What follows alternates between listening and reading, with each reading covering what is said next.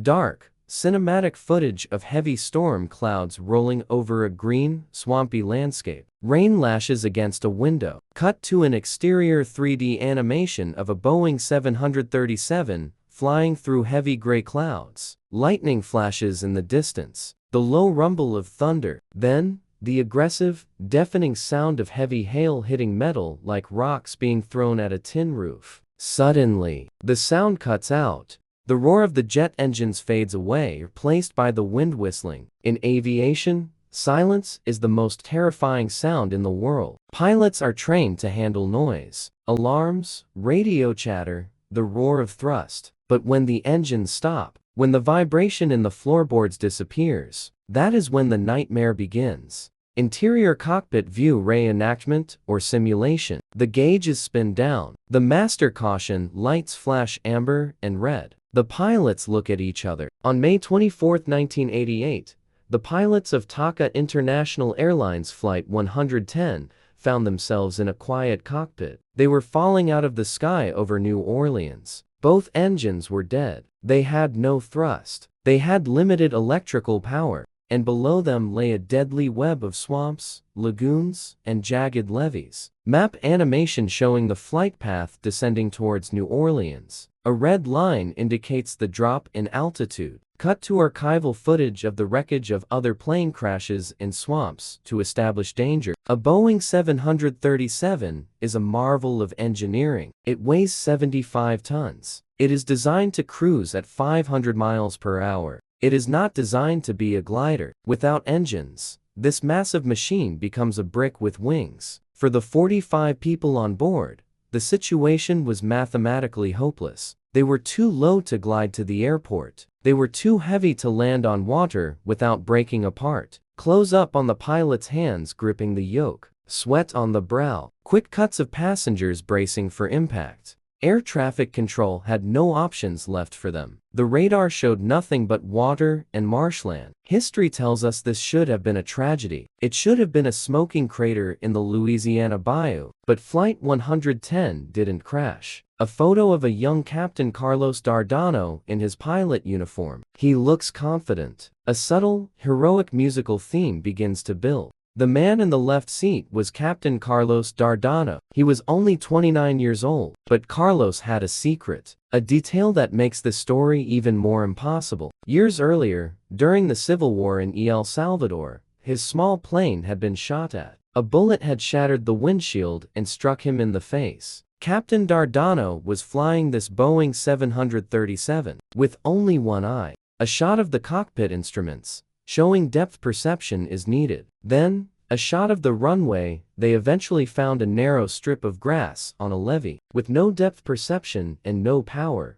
Dardano and his co-pilot, Dionisio Lopez, were about to attempt a maneuver that isn't even in the manual. They were going to thread a needle between a canal and a fence, aiming for a strip of grass barely wider than the airplane itself. To understand how a brand new $70 million jet ended up on a grass-muddy bank, we first have to look at the machine itself. On May 24, 1988, the aircraft operating Flight 110 was a Boeing 737-300. In the aviation world, this was the top of the line. It had only been in service for 6 months. It still had that new plane smell. Its CFM56 engines were powerful, efficient, and supposedly indestructible. There was absolutely no reason to suspect that this pristine machine was about to suffer a catastrophic failure. The flight path was routine. They were flying from Belize City to New Orleans International Airport. It was a standard afternoon run across the Gulf of Mexico. For most of the trip, the skies were clear, and the passengers were relaxed. But the real asset on this flight wasn't the technology. It was the men in the cockpit. Captain Carlos Dardano was a unique figure in the world of commercial aviation. At just 29 years old, he was remarkably young to be commanding a jet of this size. But his age was deceptive. Dardano was already a battle-hardened veteran. Years earlier, while flying a small cargo plane during the Civil War in El Salvador, he had been caught in a firefight. A stray bullet had smashed through the cockpit and struck him in the face, destroying his left eye. Most pilots would have been grounded for life, but Dardano was different. He went through intense rehabilitation, proved to the medical boards that his depth perception was sufficient, and fought his way back into the captain's seat. He was a man who knew how to handle stress. Beside him was First Officer Dionisio Lopez, a seasoned aviator with over 12,000 flight hours. Between the two of them, they had the experience to handle almost anything. As Flight 110 began its descent into New Orleans, the weather began to turn. The Gulf Coast is famous for its sudden, violent afternoon storms, and this day was no exception. Clouds were building up, towering tens of thousands of feet into the air. Dardano and Lopez were watching their weather radar closely. In 1988, weather radars weren't as advanced as they are today, but they were still trusted tools. The screen showed patches of green and yellow indicating light to moderate rain, with some red cells of heavy storm activity scattered around. They saw a clear path, a corridor between two intense storm cells. It looked like a safe gap. They did what any pilot would do. They aimed for the gap. They throttled back the engines for descent, reducing the power to idle as they glided down from 35,000 feet. The plan was to slip between the storms and make a smooth landing at New Orleans International. But as they entered the clouds, the radar painted a picture that was tragically misleading. The moderate rain they saw on the screen was actually a monster hiding in plain sight. They weren't flying into a gap. They were flying directly into the heart of a level 4 thunderstorm.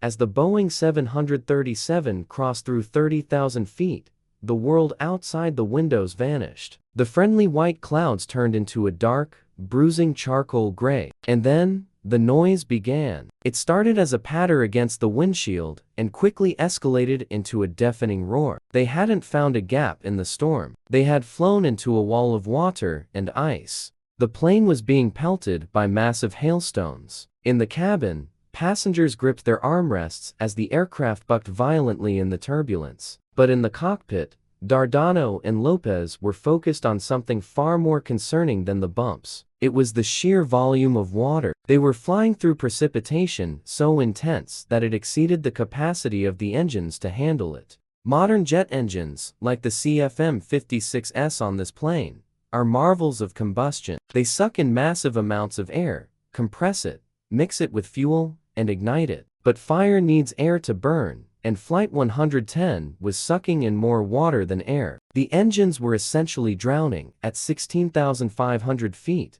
the unthinkable happened. First, the pilots noticed the exhaust gas temperature gauges fluctuating wildly. Then, the RPMs began to drop. The massive turbofans, spinning at thousands of revolutions per minute, began to spool down. The combustion chambers were flooded. The fires went out. It's called a flameout. Usually, if one engine fails, a 737 can fly perfectly fine on the other. But this was a dual flameout. In an instant, the roar of the jets was replaced by the sickening sound of the wind rushing over the fuselage and the hail hammering the skin of the aircraft. Inside the cockpit, the dashboard lit up like a Christmas tree. Warning lights flashed amber and red. Generators kicked offline because they rely on the engines spinning to produce electricity. The cockpit went dark for a moment before emergency battery power kicked in, casting a dim, eerie glow over the instruments. Captain Dardano looked at his instruments. Engine number 1 rolled back to 0. Engine number 2 rolled back to 0. They had lost all thrust. The plane, heavy with fuel and passengers, began to descend rapidly. They were no longer flying. They were falling. The silence was absolute. The pressurization system, powered by the engines, began to fail, causing ears to pop. The humidity rose instantly. In the back, the flight attendant sensed the change in momentum. The nose dropped. The plane wasn't fighting gravity anymore. It was succumbing to it. Dardano and Lopez didn't have time to panic. They were falling at a rate of thousands of feet per minute. They were in the middle of a severe thunderstorm, blind to the ground below, with no power, and a heavy jet that was quickly becoming a tomb. They had to get those engines restarted, or they were all going to die. In the cockpit, Training took over. There is no time for fear when you have a checklist to run. The first priority was electricity. Without the main engines, the plane was running on batteries, which meant they had limited instruments and no way to restart the massive turbofans. Captain Dardano immediately flipped the switch for the APU, the auxiliary power unit. This is a small jet engine located in the tail of the plane, designed exactly for situations like this. Miraculously, the APU started. The cockpit lights flickered back on. The flight displays stabilized. They had electrical power and pneumatic pressure. Now, they had a fighting chance to restart the main engines. The standard procedure for a mid-air restart is called windmilling. The idea is simple. You dive the plane to pick up speed, forcing air through the engines to spin the blades, just like blowing on a pinwheel. Once the blades are spinning fast enough, you add fuel and spark. Dardano pitched the nose down. The speed increased. They watched the gauges, praying for the rotation speed to climb, but the engines were stubborn. The heavy hail had done more than just drown the fire. It had damaged the compressors. When windmilling failed, they moved to the next option, using the APU to power the starter motors. This is a more aggressive way to force the engines to turn. They engaged the starters. They introduced fuel, and for a brief, heart-stopping moment, it looked like it worked. The exhaust gas temperature gauges began to rise. The engines were lighting off. Fire was burning inside the combustion chambers. But this hope was cruel and short-lived. While the engines were burning fuel, they weren't accelerating. They were hung starts. The internal damage was so severe, the blades were so battered, and the core was so choked with hail slush that the engines couldn't generate thrust. They were essentially turning into furnaces, getting hotter and hotter without producing any power to push the plane forward. Dardano advanced the thrust levers, commanding power. The plane didn't respond. The engines were dead weight. They were now passing through 10,000 feet. The situation had shifted from an emergency to a catastrophe. In aviation, altitude is life. It buys you time and distance. But Flight 110 was shedding altitude at a terrifying rate. They were sinking towards the swamps of Louisiana, and they had run out of checklists. It was time to tell the world they were going down. First Officer Lopez keyed the radio to talk to New Orleans approach. His voice was remarkably calm, a testament to his professionalism. Mayday, Mayday, Mayday. TACA 110. We have lost both engines. The air traffic controller, stunned, tried to offer them vectors to the airport. TACA 110. Fly heading 090. But Dardano knew the math. The airport was miles away. They were a glider now, and gliders don't get to choose where they go. Gravity chooses for them. They weren't going to make the airport. They needed a place to land, and they needed it immediately. As they punched through the bottom of the storm clouds at barely 1,500 feet, the view that greeted them was terrifying. There was no runway waiting for them. There was no flat, open field. Below them lay the vast, unforgiving complex of the Mississippi River Delta, a maze of swamps, bayous, and industrial canals. Air traffic control, desperate to help, suggested Interstate 10. A highway landing is a classic emergency move, but Dardano rejected it immediately. It was 3:00 p.m. on a Tuesday. The highway was packed with traffic. Landing there would mean crushing cars and killing innocent civilians. He wasn't going to trade his passengers' lives for theirs. That left the water. Ditching a 737 in a swamp is a recipe for disaster. The landing gear would catch on the water, likely flipping the plane or ripping the fuselage apart. And even if they survived the impact, the plane would sink into the muddy depths within minutes, trapping everyone inside. They were running out of altitude and running out of ideas. Then, Captain Dardano saw it. To his right, near the NASA Mission Assembly Facility, the massive factory where they built the Saturn V rockets, was a long, narrow strip of grass. It wasn't a runway. It was a levee, a man-made earthen wall designed to hold back floodwaters. It was narrow, it was wet, and it was dangerously short. But it was solid ground. I'm going for that, Dardano said. But there was a new problem. In their desperation to keep the plane flying, they had maintained their speed. Now, staring down at the levee, They were coming in too hot and too high. If they tried to dive to hit the target, they would pick up even more speed and overshoot the grass, crashing into the industrial complex beyond. If they used the speed brakes, the plane might stall and drop like a stone. This is where the legend of Carlos Dardano was cemented. He didn't fly the Boeing like an airliner. He flew it like a small Cessna. He decided to perform a maneuver known as a sideslip. A sideslip is something student pilots learn in tiny propeller planes to lose altitude quickly without gaining speed. You cross the controls, turning the rudder one way and the ailerons the other. The plane flies sideways, exposing the side of the fuselage to the wind. This creates massive aerodynamic drag, acting like a giant air brake. To do this in a light aircraft is standard. To do it in a 75-ton passenger jet with no engine power, while staring out of only one eye, is borderline insanity. The plane groaned under the stress. The passengers felt the aircraft lurch sideways, the ground rushing up at them through the side windows. But it worked. The plane dropped out of the sky like an elevator, shedding altitude while keeping the speed manageable. Dardano straightened the nose just feet above the ground. He lined up the aircraft perfectly. On one side was a water canal, on the other, a chain link fence. The margin for error was non-existent. At 12:55 p.m., TACA Flight 110 touched down. It wasn't a hard slam. It was, by all accounts, one of the smoothest landings the passengers had ever felt. The wheels hit the wet grass, kicking up a massive spray of mud and water. Dardano stood on the brakes, fighting to keep the plane straight as it slid across the slick surface. The nose gear sank slightly into the soft earth, helping to slow them down. The plane skidded, shuddered, and then stopped. Silence returned to the cabin. No fire, no explosion, no screams. They were sitting upright, perfectly intact, on a grass levee in New Orleans. The flight attendants, still strapped in, looked out the window to see grass instead of water. Against every law of probability, Captain Dardano and First Officer Lopez had just pulled off the impossible. Everyone was alive. The immediate aftermath of the landing was surreal. The emergency slides were deployed, but the plane was sitting so low in the soft earth that passengers could almost step directly onto the grass. There were no flames, no screaming sirens, just the sound of rain falling on the levees. 45 people walked away from a crash that, by all rights, should have killed them. They stood on the muddy bank of the Michigan Canal, looking back at the pristine white jet parked perfectly on a strip of grass that was barely wide enough for a tractor,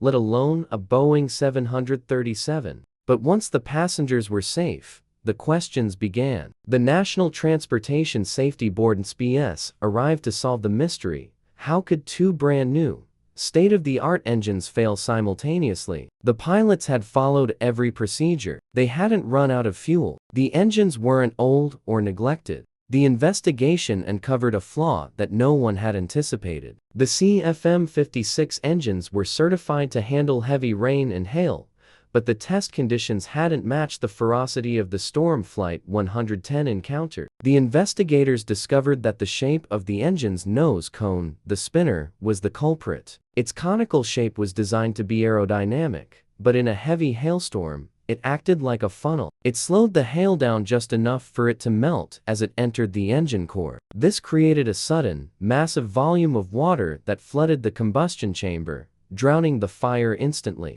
Because of TACA 110, the design was changed. The manufacturer redesigned the spinner to be more elliptical, forcing hail away from the engine core. They also added a sensor to the engine floor to allow water to drain more efficiently. Every Boeing 737 flying today is safer because of what happened on that levee. But the story of the airplane itself didn't end in the mud. Usually, when a plane crashes, it is written off and scrapped. But this aircraft was practically brand new, and thanks to Dardano's butter-smooth landing, it had suffered almost no structural damage. The airline wanted it back. In a feat almost as impressive as the landing, a team of engineers and test pilots arrived at the levee. They towed the aircraft out of the mud and onto a nearby paved road within the NASA facility. They removed the ruined engines and installed new ones right there in the field. They drained the fuel to make it as light as possible. Then, Using a stretch of road called Saturn Boulevard as a makeshift runway,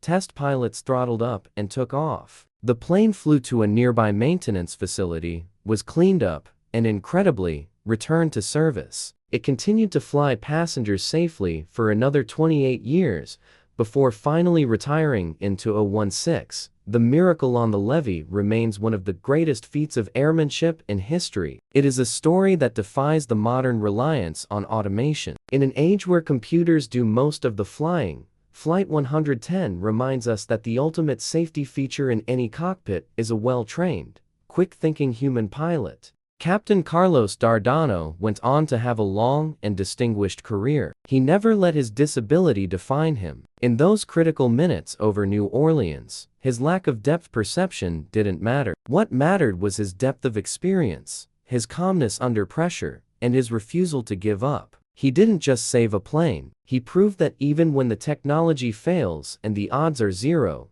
a cool head can still find a way home. From the terrifying silence of the flameout to the gentle slide on the grass, TACA Flight 110 is the ultimate proof that sometimes, the difference between a tragedy and a miracle is just a narrow strip of green and a pilot who knows how to use it.